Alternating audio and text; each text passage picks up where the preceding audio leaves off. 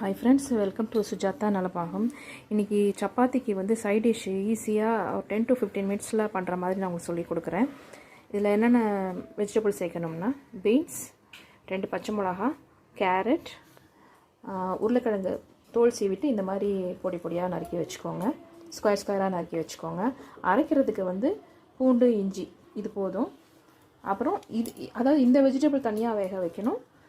தக்காளி, வெங்காயம் இதை தனியாக வந்து வேக வைக்கணும். இது கூட 2 கிராம்பு, மாதுளம்பூ போட்டு வேக வச்சுடுங்க. பட்டாணியும் ஆட் பண்ணிக்கோங்க. ஒரு கை பட்டாணி, இது அதாவது பாக்கெட்டில் போட்டு இருக்கிறத பட்டாணி வேண்டாம், ஃப்ரெஷ்ஷாக வாங்கி உரித்து அந்த பட்டாணியை தான் யூஸ் பண்ணியிருக்கேன். அதையே நீங்களும் யூஸ் பண்ணுங்கள்.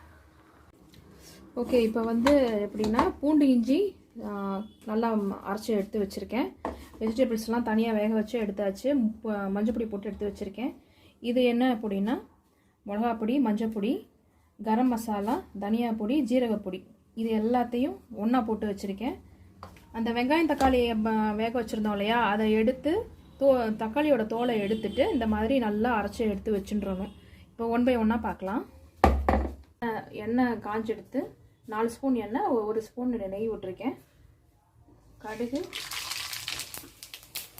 கொஞ்சம் ஜீரகம். கடுகு நல்லா வெடித்த உடனே இந்த இஞ்சி பூண்டு விழுதை போட்டுடலாம்.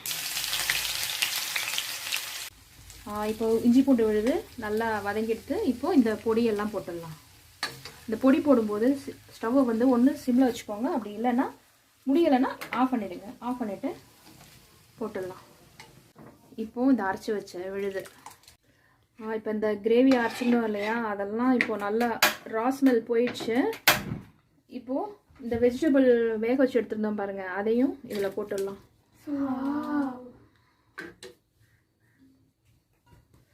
நல்லா கலர்ஃபுல்லாக இருக்குது. கசூரி மேத்தி போடுறேன்.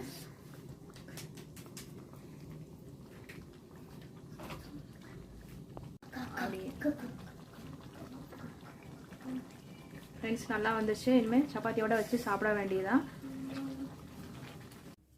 ஃப்ரெண்ட்ஸ், இது வந்து சப்பாத்திக்கு ஒரு சலாடு ஒன்று. இது என்னென்னா கேபேஜ், முட்டைக்கோஸ், வெங்காயம், மல்லித்தலை. இது என்னதுன்னா ஆவக்காய் ஊறுகாய். ஆவக்காய் ஊறுகாயை இது எல்லாத்தோடையும் நல்லா மிக்ஸ் பண்ணிவிட்டு சப்பாத்தியோடு வச்சு சாப்பிடுங்க. ஸோ காய்ஸ், சூப்பராக இருக்குது. இந்த வீடியோ உங்களுக்கு பிடிச்சிருந்தா லைக் பண்ணுங்கள், கமெண்ட் பண்ணுங்கள், ஷேர் பண்ணுங்கள், சப்ஸ்கிரைப் பண்ணுங்கள், பெல் ஐகான் கிளிக் பண்ணுங்கள். பாய். சப்ஸ்கிரைப் பண்ணி சுஜாதா நலபாகம்.